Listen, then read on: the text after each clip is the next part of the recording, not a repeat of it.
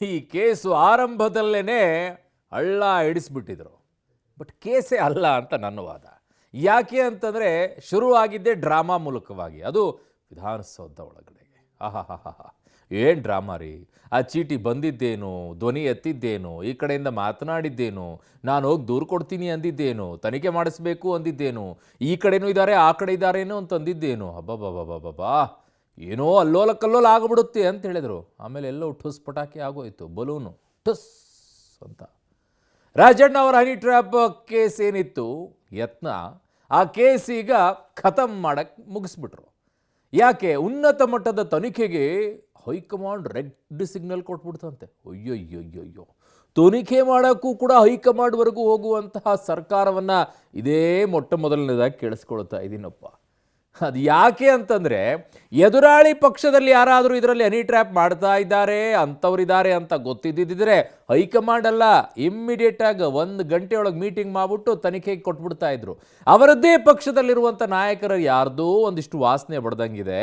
ಹಾಗಾಗಿ ಎಲ್ಲಿ ತಮ್ಮ ಪಕ್ಷದ ಬುಡಕ್ಕೆ ಬರುತ್ತೋ, ಸರ್ಕಾರದ ಬುಡಕ್ಕೆ ಬರುತ್ತೋ, ಅಲಗಾಡ್ಬಿಡುತ್ತೋ ಕುರ್ಚಿ ಅಂತ ಹೇಳಿಬಿಟ್ಟು ಹೈಕಮಾಂಡ್ ಕೇಳಕ್ಕೆ ಹೋದರು. ಅವ್ರು ನೋಡಿದರೆ ವಿರಾದಿಶೂರರು, ಅಲ್ಲಿ ರೆಡ್ ಸಿಗ್ನಲ್ ಕೊಟ್ಟು ಕಳಿಸ್ಬಿಟ್ರೆ, ಬೇಡ ಬೇಡ ಬೇಡ ಬೇಡ, ಯಾಕೆ ಇವೆಲ್ಲ ಮೈ ಮೇಲೆ ಎಳ್ಕೊಳ್ಳೋದೇ ಬೇಡ ಅಂತ ಹೇಳ್ಬಿಟ್ಟು ಕಳಿಸ್ಬಿಟ್ಟಿದ್ದಾರೆ.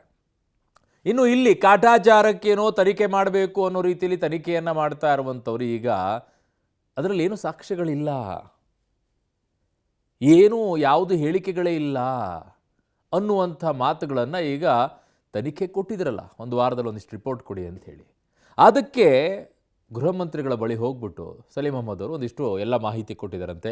ಏನು ಸಾಕ್ಷ್ಯಗಳೇ ಇಲ್ವಂತೆ. ಹಾಗಿದ್ದಾಗ ಗಡ್ಡ ಬಿಟ್ಟವರು, ಹಾಗಿದ್ದಾಗ ನೀಲಿ ಪ್ಯಾಂಟ್ ಹಾಕ್ಕೊಂಡು ಬಂದಂಥ ಯುವತಿ ಎಲ್ಲಿ ಹೋದ್ರಪ್ಪ? ಏನು ರಾಜಣ್ಣ ಅವರೇ ಕನಸು ಏನಾದರೂ ಕಂಡಿದ್ರಾ? ಏನಿದು ಕಥೆ? ಯಾವ ಸಾಕ್ಷಿಗಳು ಇಲ್ಲ ಅಂತಾರೆ. ಸಲೀಂ ಅಹ್ಮದ್ ಅವರೇ ಆ ರೀತಿಯಾಗಿ ಹೇಳಿದ್ದಾರೆ ಅನ್ನುವಂಥ ಮಾಹಿತಿಗಳು ಬರ್ತಾ ಇದೆ. ಏನಪ್ಪ, ಭಾಳ ವಿಚಿತ್ರವಾಗಿ ಕಾಣಿಸುತ್ತೆ ಈ ಪ್ರಕರಣ. ಯಾರನ್ನು ರಕ್ಷಣೆ ಮಾಡೋಕ್ಕೆ ಇನ್ಯಾವುದೋ ಬಲಿ ಕೊಡುವಂಥದ್ದನ್ನು ಕೇಳಿದ್ದೀವಿ. ಆದರೆ ಇಲ್ಲಿ ರಕ್ಷಣೆ ಮಾಡೋಕ್ಕೆ ಹೀಗೆಲ್ಲ ತೇಪೆ ಹಚ್ಚಿಬಿಟ್ಟು ಮುಚ್ಚಾಕುವಂಥ ಪ್ರಯತ್ನಗಳು ಸರ್ಕಾರಗಳ ಮಟ್ಟಕ್ಕೆ ಹೋಗುತ್ತೆ ಅಂತಂದರೆ ಅದು ಮುಖ್ಯಮಂತ್ರಿಗಳ ಲೆವೆಲಲ್ಲಿ. ಅಯ್ಯಪ್ಪ, ನೋಡಿ ಈ ಸ್ಟೋರಿನ.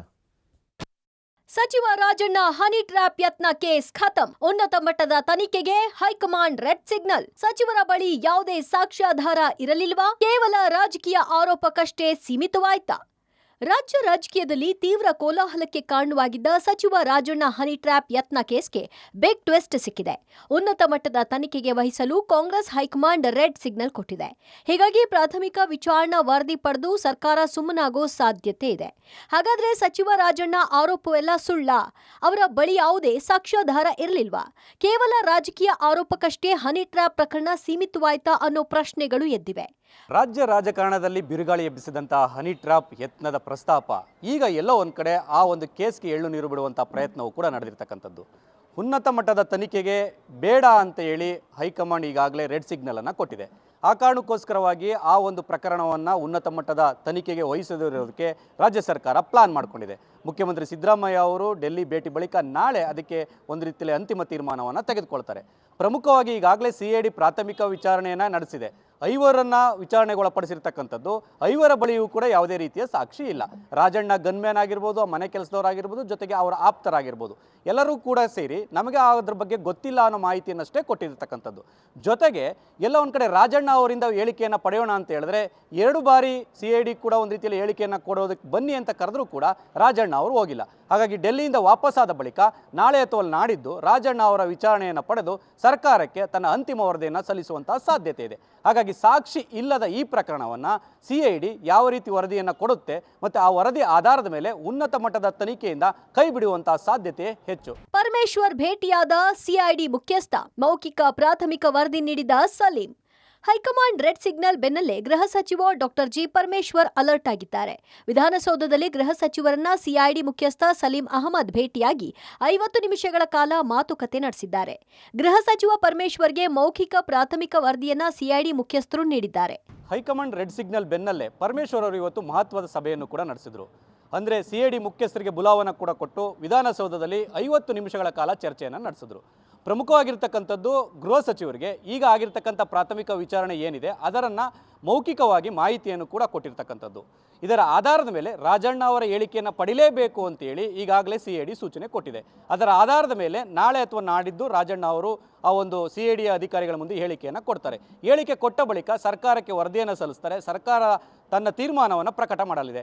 ಪ್ರಮುಖವಾಗಿ ಈಗಾಗಲೇ ಗೃಹ ಸಚಿವ ಪರಮೇಶ್ವರ್ ಅವರು ಸಾಕಷ್ಟು ಒಂದು ಮಾಹಿತಿಯನ್ನು ಕಲೆ ಹಾಕಿದ್ದು ಇದನ್ನು ಉನ್ನತ ಮಟ್ಟದ ತನಿಖೆಗೆ ಕೊಡೋದು ಸೂಕ್ತ ಅಲ್ಲ ಅನ್ನೋ ನಿರ್ಧಾರಕ್ಕೆ ಬಂದಿರಬಹುದು. ಹಾಗಾಗಿ ಮುಖ್ಯಮಂತ್ರಿಗಳ ಜೊತೆ ಚರ್ಚೆ ಮಾಡಿ ತದನಂತರ ತಮ್ಮ ತೀರ್ಮಾನವನ್ನು ಪ್ರಕಟ ಮಾಡ್ತಾರೆ. ರಾಜಣ್ಣ PA ಆಪ್ತರು ಗನ್ಮ್ಯಾನ್ ಗಪ್ಚುಪ್. 5 ಮಂದಿ ಆಪ್ತರ ವಿಚಾರಣೆಯಲ್ಲೂ ಸಿಗದ ಸಾಕ್ಷ್ಯ. ಹನಿ ಟ್ರ್ಯಾಪ್ ಯತ್ನ ಪ್ರಕರಣದಲ್ಲಿ ಯಾವುದೇ ಸಾಕ್ಷ್ಯ ಕೂಡ ಸಿಕ್ಕಿಲ್ಲ. ರಾಜಣ್ಣ PA, PS, ಗನ್ಮ್ಯಾನ್ಗಳು ಸರ್ಕಾರಿ ನಿವಾಸದ ಸೆಂಟ್ರಿ ವಿಚಾರಣೆ ವೇಳೆಯೂ CIDಗೆ ಸಿಕ್ಕಿದ್ದು ಒಂದೇ ಉತ್ತರ, ನಮಗೇನು ಗೊತ್ತಿಲ್ಲ.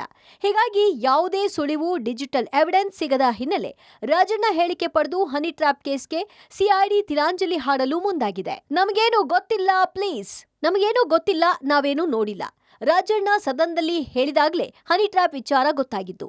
ಅದ್ಯಾವತ್ತೂ ರಾಜಣ್ಣಗೆ ಹನಿ ಟ್ರ್ಯಾಪ್ ಯತ್ನ ಮಾಡಿದ್ರೋ ಗೊತ್ತಿಲ್ಲ. ರಾಜಣ್ಣ ಯುವತಿಯ ಕೆನ್ನೆಗೆ ಹೊಡೆದದ್ದು ಗೊತ್ತಿಲ್ಲ.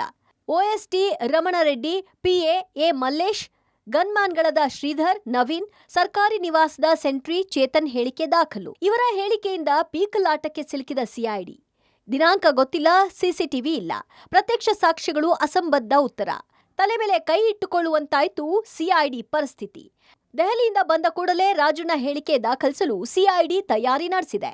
ಸಚಿವ KN ರಾಜಣ್ಣ ಹನಿ ಟ್ರ್ಯಾಪ್ ಪ್ರಕರಣ ಬಹುತೇಕ ಅಂತ್ಯಗೊಳ್ಳುವಂಥ ಸಾಧ್ಯತೆಗಳೇ ಹೆಚ್ಚಾಗ್ತಾ ಇರುವಂಥದ್ದು. ಯಾಕೆಂದರೆ ಈ ಪ್ರಕರಣದ ತನಿಖೆಯಲ್ಲಿ ಯಾವುದೇ ರೀತಿಯ ಸಾಕ್ಷ್ಯಾಧಾರಗಳಿಲ್ಲ. ಜೊತೆಗೆ ವಿಚಾರಣೆಗೆ ಹಾಜರಾದಂಥ 5 ಜನ ಕೂಡ ಹಾರಿಕೆ ಉತ್ತರವನ್ನು ಕೊಟ್ಟಿದ್ದಾರೆ. ನಮಗೇನೂ ಗೊತ್ತಿಲ್ಲ, ನಾವೇನನ್ನು ನೋಡೇ ಇಲ್ಲ ಅನ್ನೋ ರೀತಿಯ ಹೇಳಿಕೆಯನ್ನು ಕೊಟ್ಟಿರುವಂಥದ್ದು. ಆ ಹಿನ್ನೆಲೆಯಲ್ಲಿ ದೆಹಲಿಯಿಂದ ಬಂದಂಥ ಬಳಿಕ ರಾಜಣ್ಣವರ ವಿಚಾರಣೆಯನ್ನು ಒಳಪಡಿಸಿ ಅವರ ಹೇಳಿಕೆಗಳನ್ನು ದಾಖಲು ಮಾಡಿಕೊಂಡು ಕೊನೆಗೆ ಒಂದು ನಿರ್ಧಾರಕ್ಕೆ ಬರುವಂಥದ್ದು. ಇಡೀ ಪ್ರಕರಣದ ವಿಚಾರಣದ ವರದಿಯನ್ನು ಸರ್ಕಾರಕ್ಕೆ ಕಟ್ಟು ಕೈ ತೊಳ್ಕೊಳ್ಳೋ ಪ್ರಯತ್ನದಲ್ಲಿ ಈಗ CID ಅಧಿಕಾರಿಗಳು ಕೂಡ ಇರುವಂಥದ್ದು. ಒಂದು ರೀತಿಯಲ್ಲಿ ಅಬ್ಬರಿಸಿ ಬೊಬ್ಬಿರಿದಂಥ ಪ್ರಕರಣ ಈಗ ಸಂಪೂರ್ಣವಾಗಿ ಶಾಂತವಾಗಿ ಕೊನೆಗೆ ಕಡತ ಸೇರ್ತಾ ಇರೋದಂತೂ ನಿಜವಾಗಿದೆ. ಒಟ್ನಲ್ಲಿ ಅಂದು ವಿಧಾನಸಭೆಯಲ್ಲಿ ನನ್ನ ಮೇಲೆ ಹನಿ ಟ್ರ್ಯಾಪ್ ಯತ್ನ ಆಗಿತ್ತು ಅಂತ ಸಚಿವ ರಾಜಣ್ಣ ಬಹಿರಂಗವಾಗಿ ಹೇಳಿಕೆ ನೀಡಿ ಯಾವುದೇ ದೂರು ನೀಡದೆ ಸುಮ್ಮನಾಗಿದ್ರು. ಇದೀಗ ಈ ಪ್ರಕರಣ ಸಂಬಂಧ ಯಾವುದೇ ಸಾಕ್ಷ್ಯ ಸಿಕ್ಕಿಲ್ಲ. ಹೀಗಾಗಿ ಈ ಕೇಸ್ ಖತಮ್ ಆಗುವ ಸಾಧ್ಯತೆ ಇದೆ. News desk, public TV.